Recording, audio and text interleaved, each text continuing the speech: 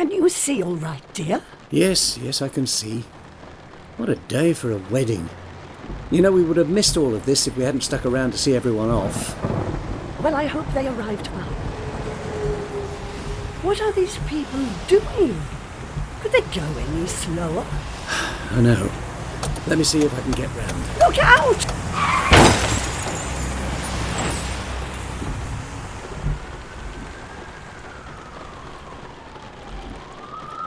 Mr. Gardner was brought into hospital by ambulance following a motorway accident involving multiple casualties. He was fully conscious on arrival and was able to give a clear account of what had happened. Mr. Gardner, I'm Jill Nowak, one of the emergency doctors here. I'm sorry you've had a bit of a wait. Very busy, as you can see. Yes, Doctor, certainly is. But I haven't been waiting too long, actually. I'm glad to see you, though. Oh, I'm Gordon, by the way. Hi, Gordon. I'd like to speak to you for a while, and then check you over to make sure you haven't damaged anything. Is that okay? Yes, of course. No problem. How's my wife? Yes, she seems fine.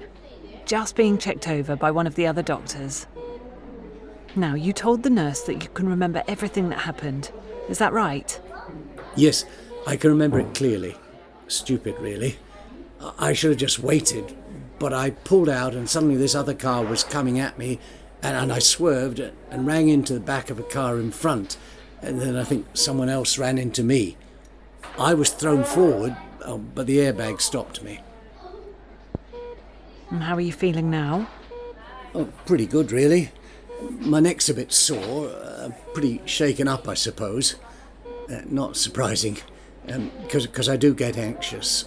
I have panic attacks sometimes.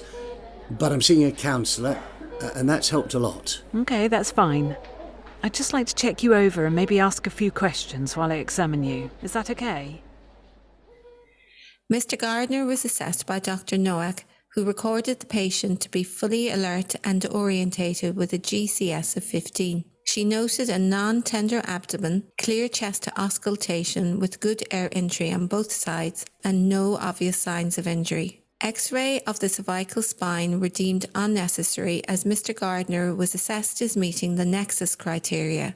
His cervical collar was removed and he was kept in the resuscitation area. Over the next 60 minutes, he became increasingly anxious. Nurse? Nurse? Did you say my wife's all right? How's she doing? She's doing well, Gordon. She's being seen by another team right now and getting some x-rays. Okay.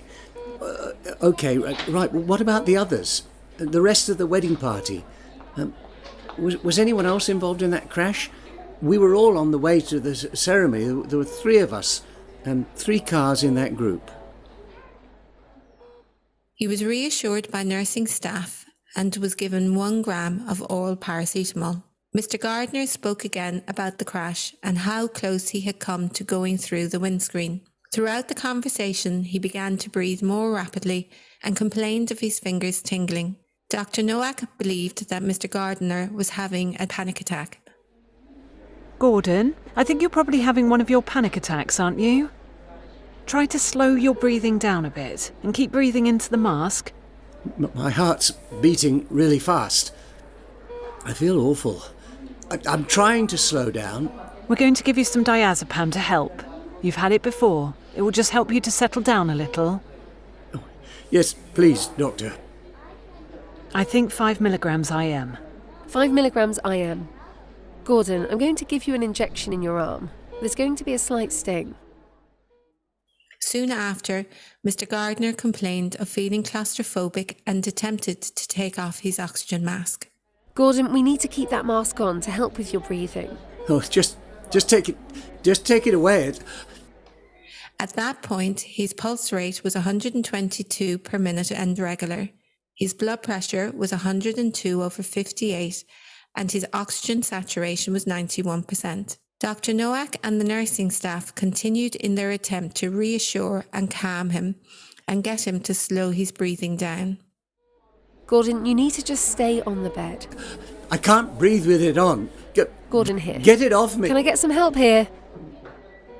While they were trying to get Mr. Gardner to lie back down, He became limp and lost consciousness. IV access was obtained and cardiac monitoring showed pulseless electrical activity. Despite extensive resuscitation attempts, Mr. Gardner died. We've recreated this real case to highlight some important messages we've heard during our spotlight on diagnostic errors, delays, and safety.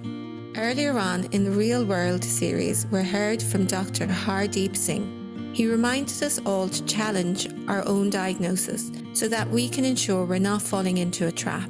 He stressed the need for us all to be critical thinkers. Soon after, we heard from Sylvia Mamidi, who further unpacked what is happening at a cognitive level as we diagnose. Sylvia explained that while employing the hypothetico-deductive model, that we switch between type 1 and type 2 thinking, with the latter being the more logical, analytical, conscious thought that can lead to improved diagnostic safety. The challenge for us all, as Hardeep said, is not to fall into the trap of reaching conclusions using only type 1 thinking. Stephen Priestley then spoke with Dr. Mark Graber and Dr. Carmel Crook. Both conversations further broadened the challenge that diagnosis poses, with Carmel describing it as difficult, complex, and nuanced, how human a task it is, while Mark focused our attention on the need for a holistic approach, advocating for the need and ways we can involve patients, family, and colleagues to improve diagnostic safety. These were only some of the many experts we've heard from in the series dedicated to this real and daily challenge faced by members of medical protection. As for our case involving Dr. Nowak, this went to the coroner's court for an inquest. Dr. Nowak was called to give evidence at the inquest, and medical protection instructed a barrister to individually represent her. Although Dr. Nowak had wrongly attributed Mr. Gardner's symptoms to dehydration and anxiety, based on the evidence heard during the inquest from Dr. Nowak's quality record keeping, the coroner found this did not necessarily mean her decision-making was flawed. The coroner recorded a verdict of accidental death, concluding that death was due to the injuries sustained from the car crash. Finally, this case reminds me of an earlier podcast I did with Dr. Sam King involving a junior doctor and the fallout of being in such a position. For our members involved in such cases, they can experience significant levels of emotional distress, loss of confidence in practicing medicine, and much more. So for any members involved in such circumstances, please be assured that medical protection offers counselling as well as protection. Diagnosis is incredibly complex, but we hope that this series has helped give you some practical advice that you can apply to reduce your risk.